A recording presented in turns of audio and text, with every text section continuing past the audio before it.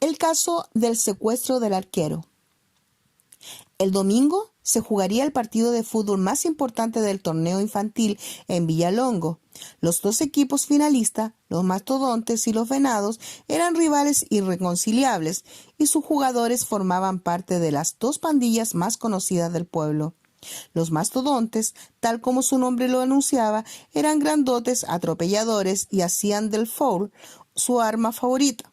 Eran además alumnos mediocres en la escuela y poco queridos por los apacibles vecinos. Los Venados, en cambio, eran más bien esmirriados y con inclinaciones intelectuales. Si bien, por ser ágiles y astutos, muchas veces lograban aventajar a sus rivales en el marcador. Así, el partido del domingo siguiente, que reuniría por primera vez a estos disímiles equipos en una final, causaba expectación en sus hinchas y prometía ser el acontecimiento deportivo del año. Los Mastodontes se caracterizaban por su fútbol agresivo y una resistencia física extraordinaria. Las esperanzas de los Venados se fundaban en el contragolpe y en su magnífico arquero, el canguro Esteban. Este arquero no solo era ágil en las atajadas y en los saltos, sino que calculaba siempre el ángulo exacto en que deberían colocarse para recibir el balón. Una cosa lo distraía del fútbol, el estudio. Esteban era primero del curso y tan bueno en las letras como en las matemáticas. El viernes a las 6 de la tarde sucedió algo fuera de lo común. Esteban no asistió al entrenamiento. Sus compañeros se quedaron esperando en el campo de juego sin que la alta figura del canguro apareciera. Dado que el arquero era siempre tan responsable, el resto del equipo intuyó que algo grave pasaba. Lo fueron a buscar a su casa, recorrieron el barrio, llegaron donde la abuelita, revisaron el colegio y hasta investigaron con disimulo en los carabineros. Nada, el canguro se había esfumado. Hasta que de pronto, a las 8 de la noche, se detuvo la primera noticia. Un sobre amarillo se deslizó silencioso bajo la puerta de la casa de Vicente, el capitán del equipo de los Venados. De inmediato, citó a su casa a los 10 jugadores restantes y leyó con voz tensa: Venadillos, si quieren a su canguro tendrán que esperar un segundo mensaje. Llegará mañana a las 12 del día a la puerta de vuestro club. Por el momento, entrénense en llorar la derrota. Que duerman bien. Luego de la lectura, un coro de voces se alzó indignado. Esto es obra de los Mastodontes. Solo ellos escribirían 12 con S. Finalmente, nos tienen miedo. ¿Dónde lo tendrán escondido? No podrá entrenar ni jugar el domingo. En ese caso llamaremos a la policía. La voz del capitán los interrumpió. Hay que ir con calma. Esperemos el segundo mensaje y antes de hacer esto público, tratemos de vencerlos con nuestra astucia. Hagamos un último intento de búsqueda por el pueblo, dijo el zaguero central. Los 10 amigos, cada uno por su cuenta, recorrieron cabizbajo todos los rincones de Villalongo.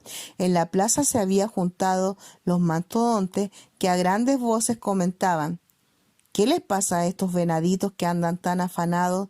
¿Se les perdería la mamadera? ¡Agú, agú! El capitán de los Venados, sin mirarlos, se limitó a contestar: no se sientan tan seguros. El que ríe último goleará mejor. Se escuchó la carcajada de los mastodontes a tronar en la plaza. Al día siguiente, todos se reunieron en el club deportivo. Los 10 amigos se turnaban para vigilar la puerta. Cuando a las 12 en punto, un ruido de vidrio quebrado en la ventana trasera los sobresaltó. Corrieron hacia el lugar y alcanzaron a ver una figura maciza, enfundada en un capuchón gris, desaparecer en la esquina de la calle. Vicente recogió del suelo una piedra que traía un papel amarrado con un hilo. Los tiró con cuidado para no romperlo, y ante los 10 amigos que lo rodeaban, expectante, leyó: Venaditos, vuestro arquero goza de un apacible descanso. Lástima que haya perdido un día de entrenamiento. Es de esperar que no pierda también el partido. próximo mensaje escrito de puño y letra del propio canguro recibirán las instrucciones para su rescate. Malditos, gruñó Vicente. Cobarde, siguió el mediocampista. Son unos estúpidos mastodontes, agregó el puntero derecho. Además, asnos incultos, esta vez son 4 la falta de ortografía en 4 líneas. Pero igual los venceremos, dijo otro. Yo no estoy tan seguro. Al pobre Esteban no le deben de dar ni de comer para este débil domingo. Volvió a opinar el mediocampista. ¿Y si vamos a la policía?, preguntó el puntero derecho. No, arreglemos el asunto entre nosotros. No me cabe duda de que el canguro es lo suficientemente inteligente como para escapar o algo así, concluyó Vicente. El tercer mensaje llegó atado al cuello de Fido, el perro del zaguero central. Si supiera hablar, Fido, espero que hayas mordido al menos una pierna del que te amarró el mensaje. El perro movía su cola y por su mirada apacible se advertía que no era capaz de atacar ni a su propia sombra. Esta vez Vicente y los demás se inclinaron sobre el mensaje. Esto fue lo que leyeron. Siempre que dejen un balón bajo la higuera, me podrán ver en un partido el domingo próximo. En el caso contrario, ustedes perderán a su arquero. Stavans. Se produjo gran silencio, no cabía la menor duda, era la letra del canguro, pero se resistían a pagar el rescate y reconocer su total sumisión al chantaje. ¿Se fijaron en las faltas de ortografía?, preguntó el capitán. Parece que se contagió con los mastodontes. Es seña de su nerviosismo. Si hasta escribió mal su nombre. Pobre tipo, a lo mejor lo estaban torturando y ni sabe cómo se llama. Se estremeció el puntero izquierdo. Y pobre de nosotros, no veo cómo vamos a salir de esto airoso, suspiró el zaguero central. Se quedaron mudos unos instantes hasta que de pronto Jorge, uno de los laterales, exclamó: «Pásenme el mensaje». Lo volvió a leer en voz baja y con mucha atención. «Ya sé», gritó. «Descubrí en qué lugar lo tienen. Síganme. Iremos sin balón de fútbol a su rescate». El equipo completo de los Venados corrió a las afueras del pueblo y Jorge indicó un lugar a la distancia entre los roqueríos. Avanzaron sigilosos. El zaguero derecho gritó usando sus 2 manos como bocina: «Si en 10 minutos no estamos en el club con Esteban, nuestro capitán enviará a la policía. ¡Ríndanse!». Unos instantes de tensión. Del lugar no salía ningún ruido. «¿No te habrás equivocado, Jorge?», susurró alguien. «No, estoy seguro». Y tan seguro estaba que no habían pasado 5 minutos cuando la figura del canguro aparece frente a ellos. Lector. En el mensaje, lógicamente, había una clave. Si Jorge la descubrió, ¿por qué no tú? ¿En qué lugar ocultaron al arquero? Nota. El partido se jugó tal como estaba planeado y los Venados ganaron 3-2 a unos avergonzados mastodontes. Ya, chicos, como ustedes no... El caso del ladrón con máscara. El inspector Soto caminaba hacia su casa luego de una larga y agotadora jornada en su oficina. Eran las 10:30 de la noche y, al ver las luces del pequeño supermercado del barrio aún encendidas, recordó el encargo de su señora, una tarjeta postal para unos amigos que vivían en los Estados Unidos y estaban de aniversario de matrimonio. Entró con aire distraído al supermercado. Solo una caja funcionaba. Miró vagamente a la muchacha sentada tras la caja registradora y se dirigió al anaquel giratorio donde se exhibían postales. Contempló con calma los paisajes y leyó las tarjetas y sus dedicatorias. A mi querida abuelita, al mejor esposo del mundo. ¿Un año más? Con un suspiro siguió buscando. Solo se escuchaba el tintinear de la registradora a sus espaldas y los pasos de los últimos parroquianos que salían por la ancha puerta. Oyó un carraspeo de la cajera. Pobre muchacha, pensó, debe estar tan cansada como yo. Se decidió entonces por una gloriosa cordillera nevada que brillaba tras un Santiago sin smog. Y en ese momento escuchó el grito. Con la rapidez propia de su oficio, se dio vuelta para ver, ante sus propios ojos, a un encapuchado que encañonaba a la muchacha con una pistola en la sien. Los ojos del hombre brillaron al fijarse en Soto y, con un gesto, le indicó inmovilidad. El inspector vio cómo la tela se hundía bajo una boca abierta. Su mente funcionó a toda velocidad. Si él actuaba, el hombre podía herir a la mujer. Tal era la decisión en su gesto, mientras ella depositaba el dinero en una bolsa. La cajera obedecía con manos temblorosas y emitía un entrecortado quejido cuando el encapuchado la apuraba con golpes de cañón contra su nuca. No había pasado un minuto. El ladrón comenzó a retroceder y, sin dejar de apuntar alternadamente a la mujer y Soto, que estaba un par de metros tras ella, desapareció corriendo por la puerta principal. Soto, sin ni siquiera ocuparse de la cajera, que se desvaneció como una cámara lenta, salió hecho un celaje tras el enmascarado. Lo vio correr por la solitaria avenida, desprender de un tirón su máscara de tela y abordar un taxi colectivo que pasaba en esos momentos por la esquina. Los ojos del lince de Soto buscaron con rapidez un vehículo para seguirlo. Solo vio a un joven en moto que aparecía por la orilla de la calle, junto a la vereda. «Soy policía, ayúdeme, siga ese taxi», gritó Soto, montando a horcajadas tras el joven que, sin dudarlo un instante, aceleró a fondo. La persecución fue espectacular. El colectivo, gracias a los semáforos en verde, seguía en forma expedita por la gran calle de su recorrido, pero la moto, más veloz que cualquier auto y guiada por un adolescente que en ese momento se sentía protagonista de una serie policial, no perdía terreno. «Hazle una encerrona», ordenó el inspector. El chofer del colectivo miró con preocupación esa moto que se acercaba peligrosamente a su costado y disminuyó la velocidad. «¡Soto!», gritó. «¡Alto! ¡Policía!». Pero los pasajeros y el chofer del taxi, con los vidrios cerrados, parecieron no escuchar. «Adelántelo y crúzate para que se detenga», cuchicheó el inspector al oído del motorista, mientras a su vez hacía señas al chofer con un brazo. Finalmente, en una arriesgadísima maniobra, el excelente conductor, que resultó ser el joven de la moto, logró su objetivo. Con un gran chirrido de frenos, el taxi se detuvo en medio de la calle. La suerte estaba del lado de Soto. 2 carabineros hacían guardia en una esquina y, al ver esta extraña maniobra, corrieron hacia ellos. «Inspector Soto», gritó este con sus credenciales en alto, «necesito ayuda. En este taxi va un ladrón».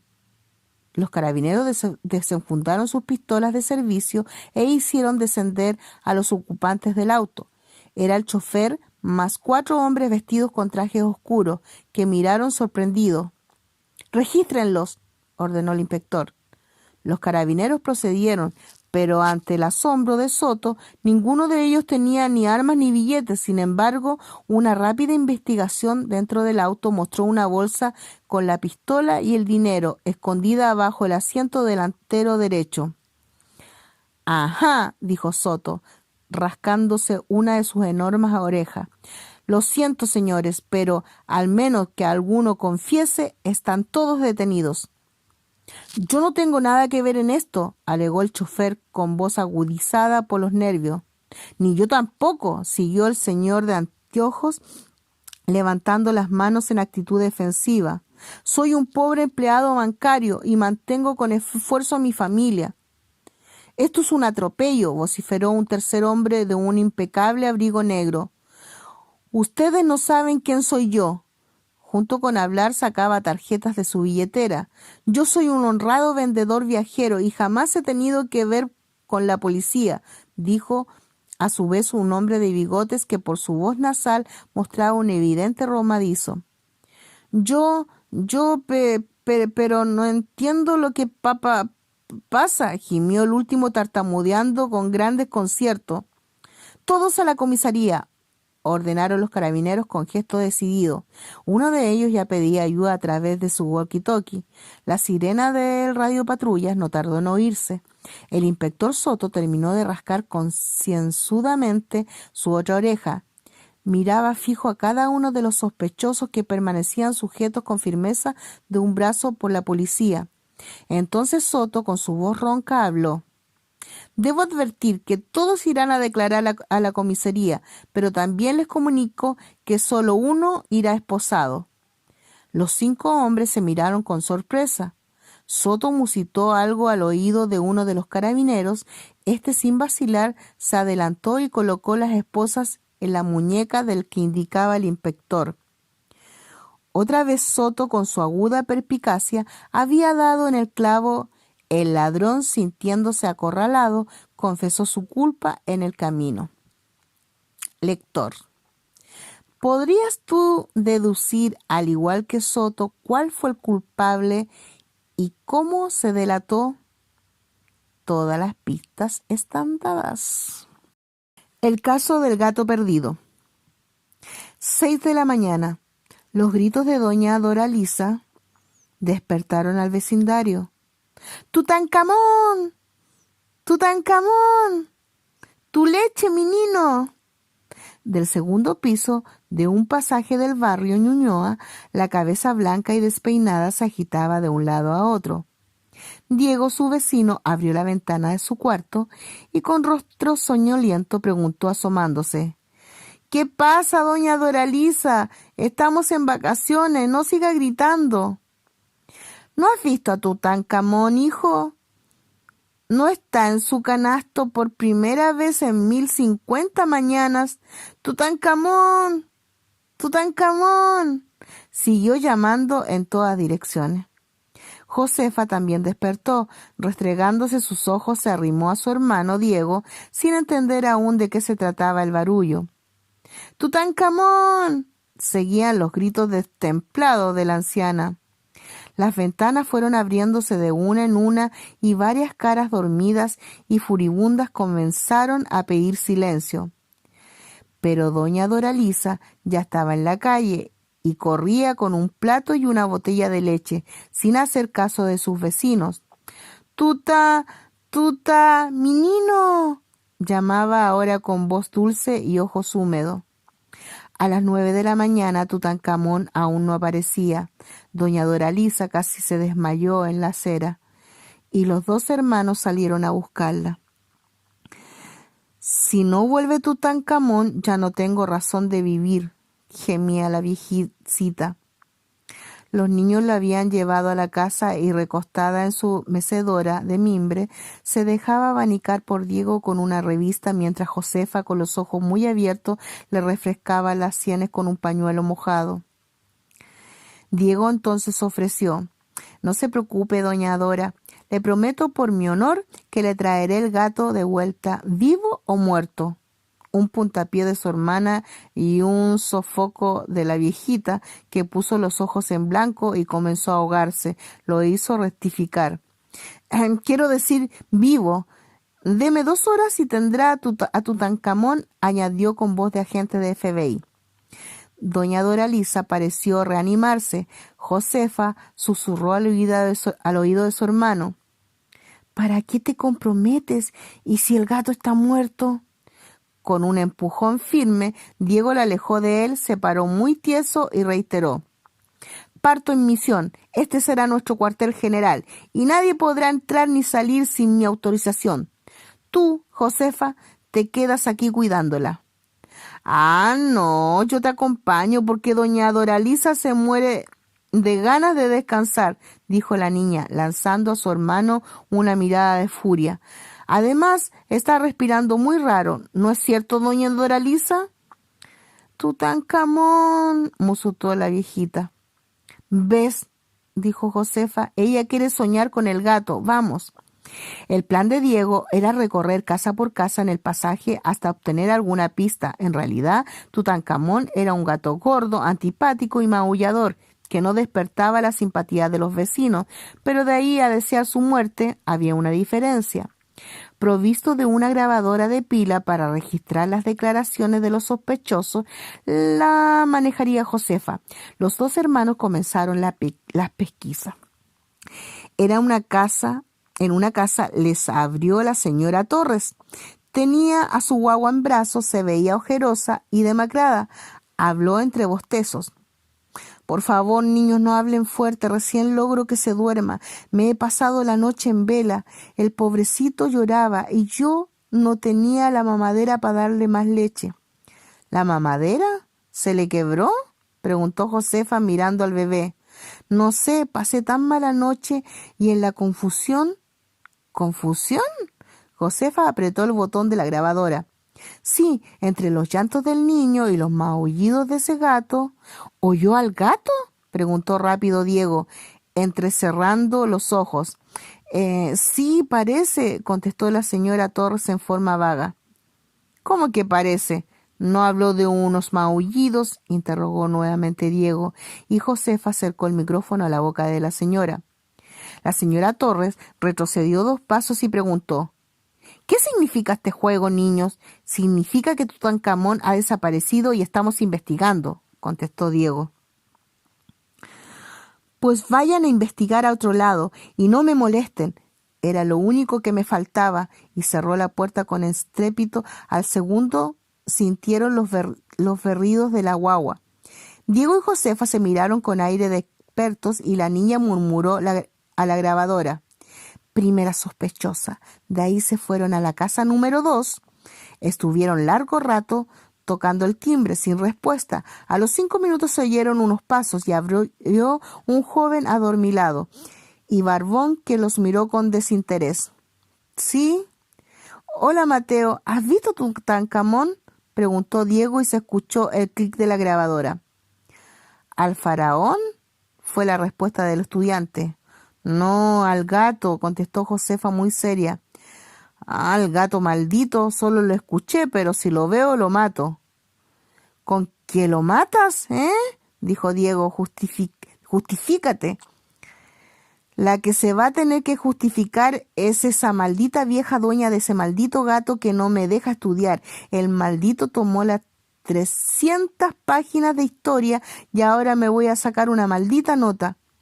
Los niños retrocedieron ante la verborrea furiunda de Mateo, que ya había perdido su aire somnoliento y agita con fuerza su melena chascona. Se oyó el segundo portazo en el callejón y la voz de Josefa al decir: sospechosísimo número 2. Prepárate, Josefa, nos toca interrogar a la señora Emma Arauz, dijo Diego. Josefa entonces encendió la grabadora y dictaminó: sospechosa número 3. Josefa, método, te estás adelantando. Pero Diego, todo el mundo sabe que la señora Emma odia a los animales y le molestan los niños. Preparémonos para un tercer portazo, susurró Diego mientras tocaba el timbre. La puerta se abrió. Una señora Emma sonriente y plácida los dejó un poco desconcertados. Hola, queridos, qué gusto verlos. ¿En qué andan? Pasen. No, gracias, señora Emma. Es algo rápido. Solo queríamos preguntarle si había visto a Tutankamón, que se perdió. Y doña Doralisa está casi por morirse, añadió Josefa, lista para apretar el botón. Oh, no, pobre gatito, y tan gordo que era. ¿Era? Josefa encendió la grabadora. ¿No me dicen que se murió?, preguntó la señora desconcertada. Le dijimos que la que está por morirse es la señora Doralisa, pero de pena, le contestó Diego. Ah, ya entiendo, no es para menos, suspiró la señora Emma. ¿Entonces no ha visto al gato?, insistió Diego. No lo he visto ni lo he escuchado, pero si anoche todo el barrio oyó sus maullidos, se extrañó Josefa. Yo dormí como una piedra. Mi hijo Serafín me anunció visita, sonrió feliz. Ustedes saben que él vive en el norte y estoy tan contenta que anoche podrían haber maullado 30 gatos y me habría parecido un concierto de violines. La puerta se cerró suavemente y la escucharon cantar. Los jóvenes detectives, algo perplejos, siguieron su camino hacia la casa número 4. Algo no encaja. Mis células grises están confundidas, refunfuñó Diego. Deja de imitar a Hércules Poirot, se burló su hermana, y golpearon en la puerta siguiente, la casa número 4, que no tenía timbre, era la casa del escritor. Cuando abrió la puerta, los niños se enfrentaron a don Juan García Gómez, con su chaqueta y pantalones arrugados, como si hubiese dormido vestido. —¿Y esta sorpresa? Adelante —dijo el escritor, y sin esperar respuesta caminó hacia el interior de su casa. Los niños tuvieron que seguirlo. Entraron al living, donde había una mesa llena de papeles, una máquina de escribir, una silla y arrimado también a la mesa un confortable sofá lleno de cojines. Esta ha sido mi cama a ratos durante la noche, por eso estoy tan... García Gómez trató de estirar su chaqueta. —¿Estaba estudiando? —le preguntó Josefa, acordándose de Mateo. —¿Estudiando? Si lo quieres llamar así, estudiaba los caracteres de los personajes de mi novela —le contestó el escritor bostezando. —¿No escuchó usted durante su noche de trabajo los maullidos del gato de doña Doralisa? —preguntó Diego, haciéndose el casual. El escritor los quedó mirando. Se veía tan divertido con su ropa entera arrugada, un bototo negro a medio abrochar en un pie y un calcetín a rayas por donde asomaba el dedo gordo en el otro. Tenía además la camisa blanca fuera del pantalón y su cabello largo y crespo en desorden. Los niños no pudieron disimular una sonrisa. Vacilaba García Gómez, fruncía el ceño pensativo. —¿Qué era lo que querían saber? —preguntó por fin. —Es que ha desaparecido Tutankamón y doña Doralisa está que se muere. ¿Qué se muere? ¿Quién se muere? ¿Qué se muere? El escritor tenía la mirada vaga y en un momento cerró los ojos. Cuando los abrió parecía iluminado. ¿Quién se muere? La muchacha miró tras su hombro y allí estaba. Era la sombra del peregrino. Eso era. Y luego de repetir otra vez la misma frase, se sentó frente a la máquina de escribir y comenzó a teclear como si sus manos tuvieran alas, olvidándose de los niños. Diego y Josefa se codearon y salieron en puntillas de la casa. —Sospechoso número 4, dijo la niña. —¿Por qué? —inquirió Diego. —Porque todos son culpables hasta que no prueban su inocencia. —Me extraña tu pregunta, Hércules Poirot —contestó su hermana con aire suficiente. —Bueno, ¿y ahora qué hacemos? —preguntó Diego, algo picado. —Primero iremos a ver a doña Doralisa, por si se ha muerto. Josefa ya había tomado las riendas del caso del gato perdido. Si está viva, la tranquilizaremos y luego iremos a nuestra casa a procesar la información. Cuando abrían la reja del jardín de la anciana, unos gemidos ahogados tras unas frondosas plantas de nardo llamaron su atención. Se acercaron cautelosos y buscaron entre las matas. Doña Doralisa no se preocupaba ya mucho de su jardín. Por eso es que, entre latas de pintura vacías, cajas de cartón, pedazos de manguera y otras tantas cosas, Tutankamón, con una gran protuberancia en la cabeza, los miraba con ojos suplicantes. —Caso cerrado —dijo Josefa a la grabadora. —Resulta obvio —añadió Diego, como si siempre lo hubiese sabido.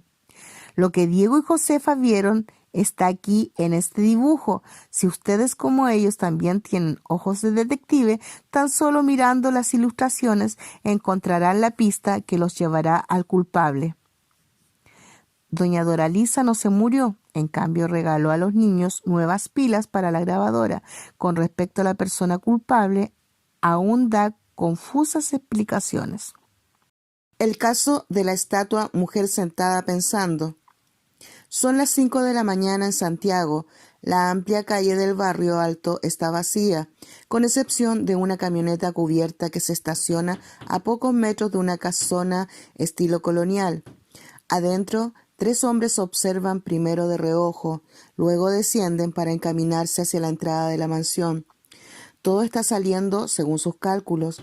Minutos atrás, el repartidor había lanzado los diarios correspondientes a esa cuadra y el campo estaba libre. La primera parte del plan para robar la estatua, mujer sentada pensando, que se vendería al día siguiente en un gran remate, estaba funcionando bien. Los diarios y la televisión habían hablado mucho sobre el valor de esa estatua, y los críticos de arte la calificaron como la mejor obra de arte abstracto de los años 80. Jaime, alias el artista, Felipe, más conocido como el Panda, y Gonzalo, el Rambo, se encaminaron con rapidez hacia la puerta de entrada, donde la bandera que decía remate se agitaba con el viento.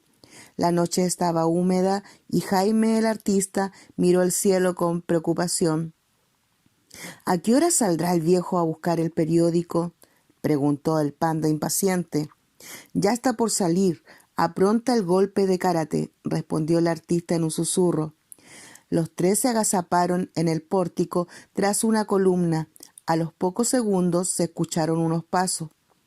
La pesada puerta de entrada se abrió y apareció un viejo con uniforme de guardia que, al ver el periódico sobre la baldosa de la entrada, se agachó a recogerlo. En ese momento, un golpe seco en la nuca lo hizo caer al suelo inconsciente. Ni se quejó, masculló el Rambo. Bien, Panda, aprobó el artista. ¿Cuánto tiempo tendremos durmiendo al abuelo? Lo suficiente como para que operemos tranquilos, respondió el karateca, restregando sus manos. El Rambo levantó fácilmente al cuidador con sus brazos poderosos y se le echó sobre los hombros como si fuera un almohadón de plumas. Luego entró en la casa, seguido por sus compañeros. El Panda cerró la puerta tras ellos. «Déjalo por ahí y manos a la estatua», apuró el artista. Los tres se dirigieron al fondo de la enorme sala. El Panda, un poco nervioso, miraba hacia todos lados mientras caminaba entre los objetos de exhibición. «¿Dónde está la mujer sentada?», preguntó el Rambo. «Ahí», respondió Jaime, el artista, con gesto seguro, y sacando la linterna de su bolsillo, iluminó de arriba hacia abajo y luego de abajo hacia arriba la codiciada figura. «¡Qué belleza!», murmuró. El Panda se encogió de hombros ante la vista de esas láminas de metal entrecruzadas.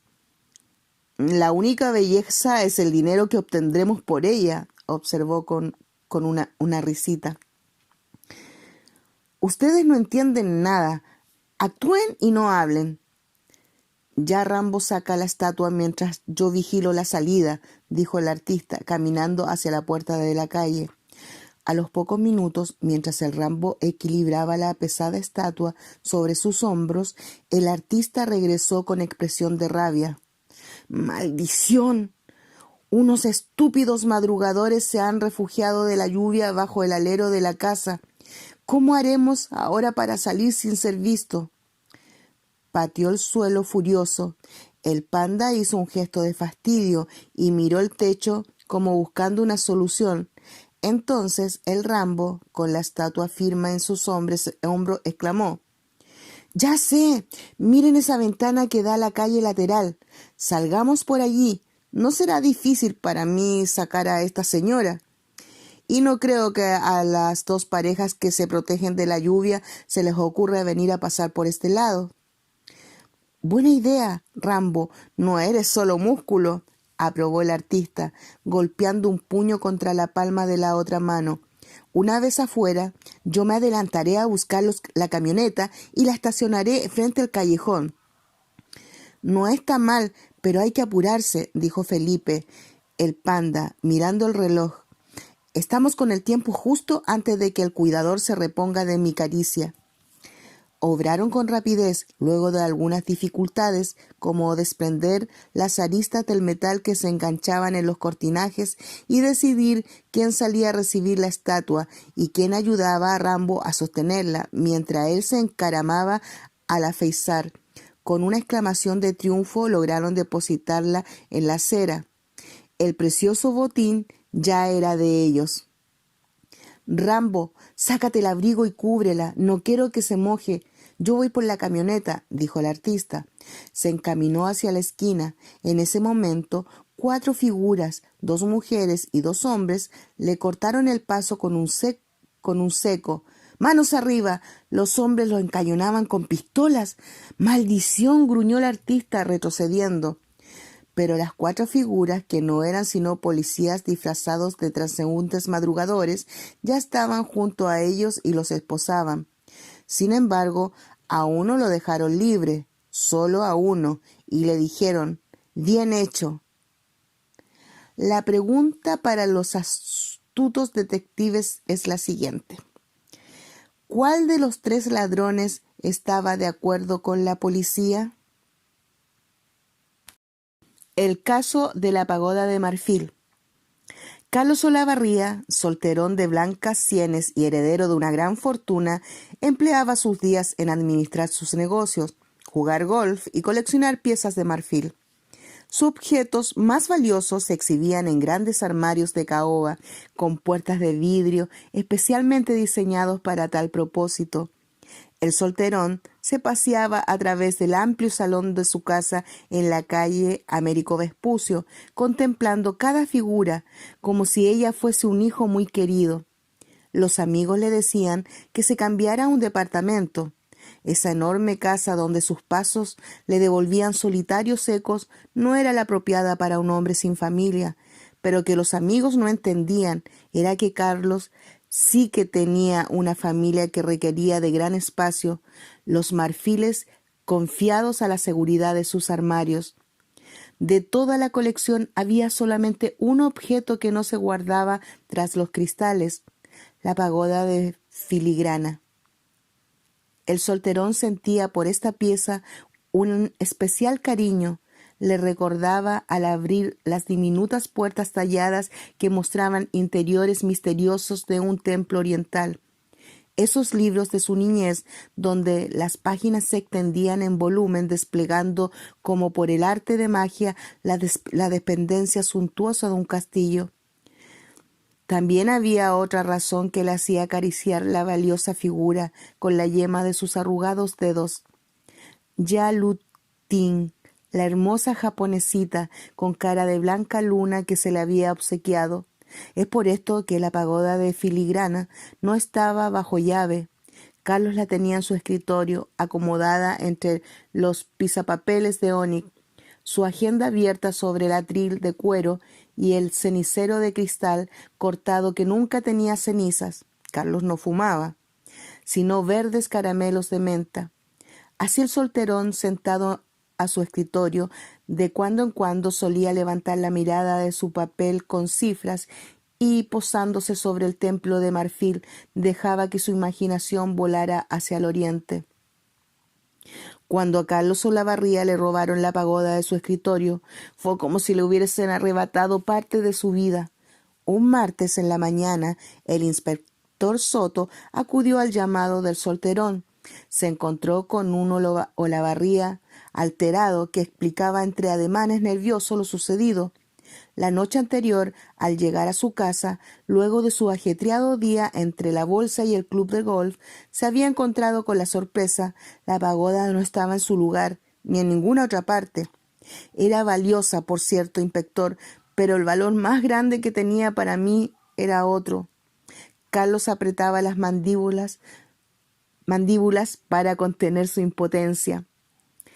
«Quisiera interrogar a sus empleados por separado», dijo el inspector Soto, acariciando en forma maquinal el lóbulo de una de sus grandes orejas. Olavarría pulsó un timbre bajo su escritorio y a los pocos minutos apareció Norma, la mucama. Blanca como su delantal, se quedó de pie en el umbral mirando al policía con ojos de pánico. «Norma, adelante, siéntese, por favor. El inspector le hará algunas preguntas», le dijo, indicándole una silla. Norma avanzando 2 pasos vacilantes y se sentó en el borde del sillón.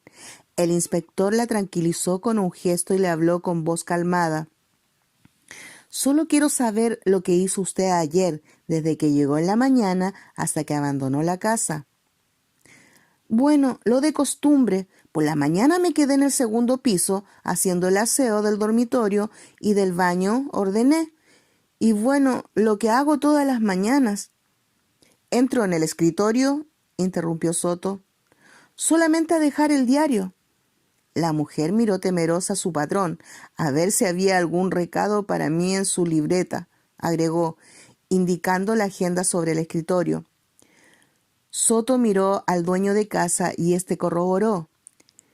Sí, siempre dejo una nota a Norma cuando salgo temprano en la mañana.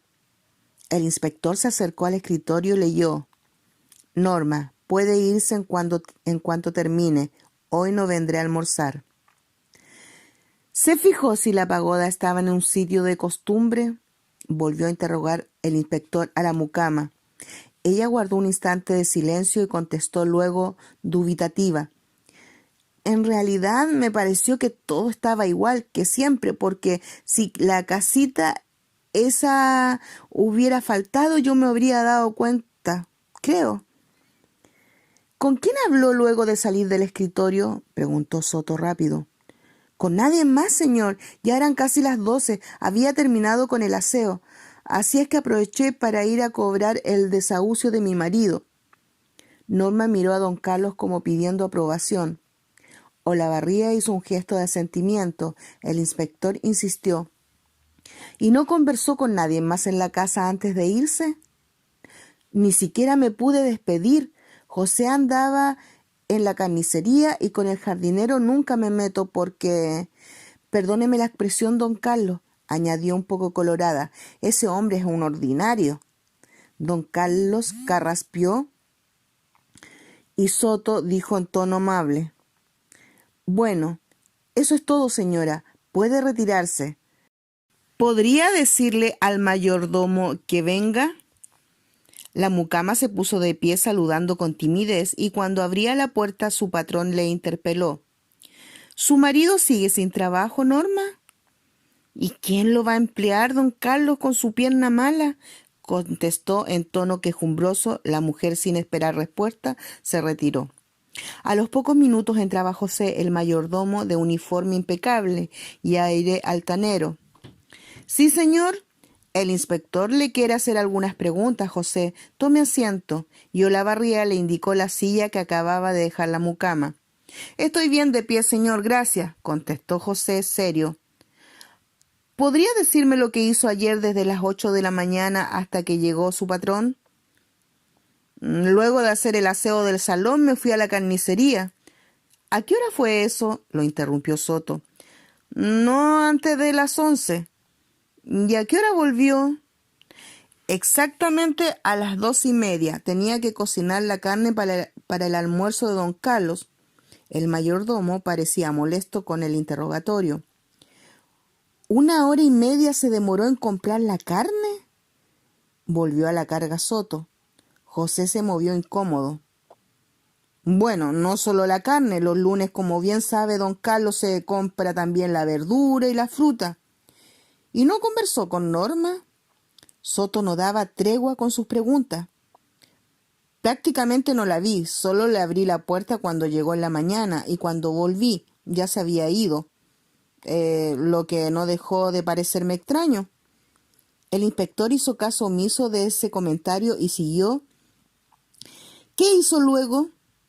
Preparé el almuerzo y esperé al caballero con la mesa servida, como lo hago por costumbre, hasta las 2 de la tarde. Luego me retiré a descansar a mi pieza. Y supongo, señor, que me dormí porque cuando abrí los ojos eran las 5. El mayordomo tosió y agregó rápidamente. De ahí en adelante no paré de limpiar la platería, sacudí la vitrina del salón hasta que llegó don Carlos. ¿Por casualidad entró en el escritorio? No, el escritorio se limpia de los miércoles y sábados. Está bien, José, puedes retirarse. El inspector mostró la puerta. José, ¿podrías decirle a Jacinto Flores que venga?, pidió Olavarría entonces. Muy bien, don Carlos. Y el mayordomo se retiró luego de una venia. Jacinto Flores, el jardinero, entró con su mameluco lleno de tierra. Era muy moreno, pero de ojos chispeantes y lleno de vida. No tibuteó para sentarse en la silla y se acomodó con una amplia sonrisa. —¿Trabajó ayer todo el día en esta casa? —comenzó Soto. —Como todos los lunes y martes, mi caballero, solamente en la mañana. —¿Y en qué consiste su trabajo? El inspector dobló ahora el enorme pabellón de su oreja en forma distraída. El jardinero enumeró contando con los dedos. Podar los rosales, remover la tierra de la jardinería, cortar el pasto, desmalezar, emparejar los setos, barrer la terraza. Trabajo no le falta a uno aquí, pues.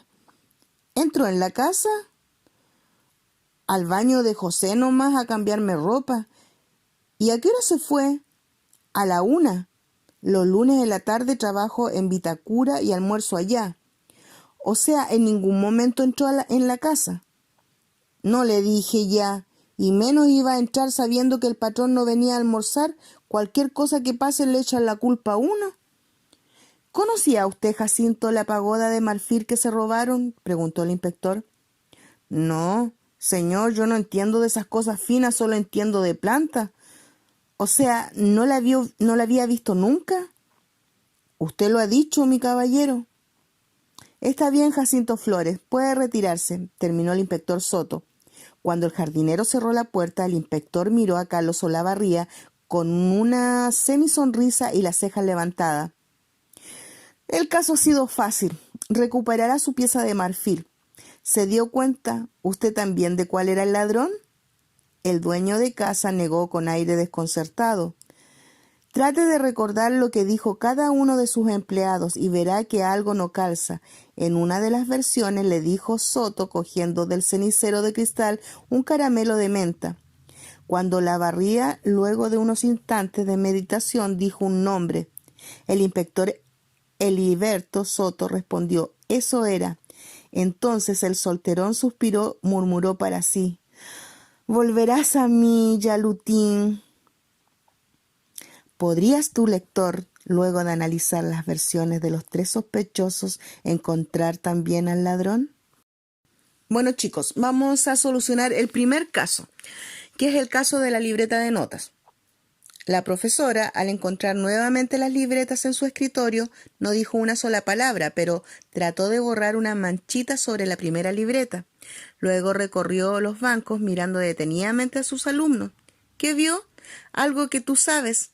El dedo de Connie, herido al apoyarse en la palmera, era evidente que las manchas sobre la primera libreta provenían del dedo que las había sostenido, en este caso del pulgar de Connie, recién salido de la enfermería.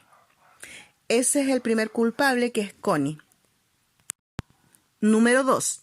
El caso de las perlas grises. La señora Fernández sintió una mano muy helada en su cuello. Ese comentario llamó la atención de Álvaro, su marido, que a partir de ese momento observó a sus invitados uno por uno. ¿Cuál de ellos podría haber tenido sus manos tan heladas como para que Adela lo recordara? Solamente alguien cuyos dedos hubiesen estado en contacto con algo frío durante mucho tiempo. ¿Quién? Víctor. Este no había soltado su vaso de whisky con hielo ni para comer. Entonces el culpable es Víctor. 3. El caso de regalo de cumpleaños. La característica del collar de Emilia era que, cuando se movía, sus pepitas se entrechocaban con un sonido de campanitas. El juego de las amigas en el jardín consistía en saltar por sobre los baldes de agua. Todas lo hicieron, salvo la dueña de casa y Carla, que declaró no gustarle saltar y se dedicó a aplaudir sentada en una grada de la terraza. ¿Por qué? ¿No sería porque tenía el collar puesto bajo su ropa y su ruido, si ella saltaba, la delataría? Eso mismo fue lo que ella, arrepentida, más tarde confesó. En este caso, la culpable es Carla. El caso del atraco al banco Muchos Miles. El dibujo muestra al personal del banco en la misma actitud en que fueron dejados por los asaltantes. También se ve la camioneta frente a la puerta principal del edificio. Rodríguez dijo haber visto las primeras letras de la patente cuando el camión partía. Sin embargo, como bien lo dibujó el inspector Soto, la visión del cajero era obstaculizada por una columna. Evidentemente el cajero había mentido para entorpecer la investigación de la policía. Rodríguez resultó ser cómplice de los ladrones. El caso del zafiro de doña Sara. Si leíste con atención los diálogos de Soto con Gladys, Petronila y Roberto, que aparentaban absoluta inocencia, deberías haberte dado cuenta de que Petronila mintió. En un comienzo ella dijo haber visto esa cajita, pero cerrada, y luego agregó: ¿quién se iba a imaginar que había una joya dentro? Soto se dio cuenta de inmediato de que Petronila sí había inspeccionado el interior de la caja, porque si no lo hubiera hecho, ¿cómo iba a saber su contenido si nadie lo había mencionado? En este caso, la culpable es Petronila. El caso de la secretaria quejumbrosas. Si tu cultura telefónica te funciona, has de saber que el auricular es la parte del teléfono que pones en contacto con la oreja. ¿Qué puede haber visto Soto en el auricular que lo llevó a deducir la culpabilidad de una de las secretarias? Aunque ellas no sabían, el inspector escuchó sus conversaciones sin perder detalle. Entre los males de la secretaria estaba la otitis de Rebeca, y ésta había usado gotas del botiquín de urgencia para calmar su dolor. Lo que el inspector vio, olió y palpó entonces fueron justamente las gotas secretadas por el oído de la persona que oyó la conversación telefónica. En este caso, la culpable es Rebeca. El caso de la moto embarrada. La mamá de Felipe habló mucho. Tanto habló que sin querer ni saber delató a su propio hijo. Si lees las versiones de lo que hizo cada uno de los amigos la noche anterior, verás que hay un solo caso de mentira posible de probar, la de Felipe. Él dijo: me dediqué a estudiar y luego me relajé con un super baño de tina. Evidentemente, nadie se da un relajante baño de tina si no tiene agua caliente, y en la casa de Felipe, al día anterior, no hubo agua caliente, pues el califón estaba descompuesto. Incluso habían esperado al gasfitter durante todo el día. En este caso, el culpable, Felipe. El caso del joyero angustiado. El señor Levy había cometido un autorrobo. Eso el inspector Soto lo tenía muy claro, pero ¿cómo llegó a deducirlo? Una frase del joyero alertó la mente del astuto inspector. Se aprovecharon de la oscuridad de la acera. ¿Cómo sabía Levy que se había apagado las luces y nadie lo mencionó? Y según él, había pasado la noche en su casa sin salir. El caso del secuestro del arquero. Aquí la pista la dio Esteban. El secuestrado, con sus evidentes faltas de ortografía y de concordancia en el mensaje, Jorge, que sabía de los excelentes conocimientos gramaticales de su amigo, vio en estas faltas una clave. Lo único que hizo fue formar una palabra con las letras incorrectas. De siempre usó la C de una que debe ser un. Usó la A de bajo, usó la B. Bueno, esto es como más complicado, pero al final Esteban fue el culpable. El caso del ladrón con máscara. A lo mejor a ti no te llamó la atención, pero Soto, el de las grandes orejas, se fijó muy bien que la capucha del enmascarado se hundía a la altura de su boca abierta cada vez que respiraba. Cuando el inspector tuvo a los sospechosos frente a él, se dio cuenta de que uno de ellos tenía la voz nasal y mostraba un evidente romadizo, lo que le impedía respirar por la nariz. Relacionando estos dos hechos, llegó a la conclusión de que el ladrón, cuya capucha se hundía a la altura de su boca, no era otro sino el resfriado vendedor viajero. Ese es el culpable. El caso del gato perdido. Si miras bien la ilustración, notarás que en los objetos del jardín de Doralisa hay un bototo negro. Ahora bien, ¿A quién puede pertenecer ese bototo si no al escritor García Gómez? Recuerda que recibió a los niños con un calcetín roto, el bototo negro a medio abrochar en un pie. Obviamente el escritor, molesto por los maullidos que interrumpían su trabajo, lanzó un bototazo a Tutankamón y lo dejó tranquilo por toda la noche. Ese es el culpable, el escritor García Gómez. El caso de la estatua Mujer sentada pensando. El artista anunció que unos estúpidos madrugadores se habían protegido de la lluvia bajo el alero de la casa. Más tarde, el Rambo dijo: «No creo que a las dos parejas que se protegen de la lluvia se les ocurra venir a pasar por este lado». ¿Cómo supo el Rambo que eran dos parejas si no las había visto y el artista solo nombró la palabra transeúntes? Obviamente, el musculoso Rambo estaba de acuerdo con la policía. Ese es el culpable. El caso de la pagoda de marfil. Hay un detalle del cuento que es clave. Olavarría dejaba sus mensajes a la mucama escrito en su agenda sobre el escritorio. El día del robo él había dejado la siguiente nota: «Hoy no vendré a almorzar». Todos tenían sus coartadas. Y Jacinto Flores, el jardinero, declaró enfáticamente que él nunca entraba en el escritorio. Sin embargo, más adelante, con el mismo énfasis, declaró: «Menos iba a entrar sabiendo que el patrón no venía a almorzar». ¿De qué otra manera pudo haberse enterado de que Olavarría almorzaba afuera si no era leyendo la nota en el escritorio? La única que sabía los pasos de su patrón era Norma, la mucama, y ella no se había encontrado con el jardinero en toda la mañana. Entonces, él es el culpable. Ya, esas son todas las respuestas del libro y ojalá que les sirva para la prueba que tienen o el examen que tienen. Un saludo para mi fiel lectora, Maquita. Un besito, y para mis hijas también. Chau, chau.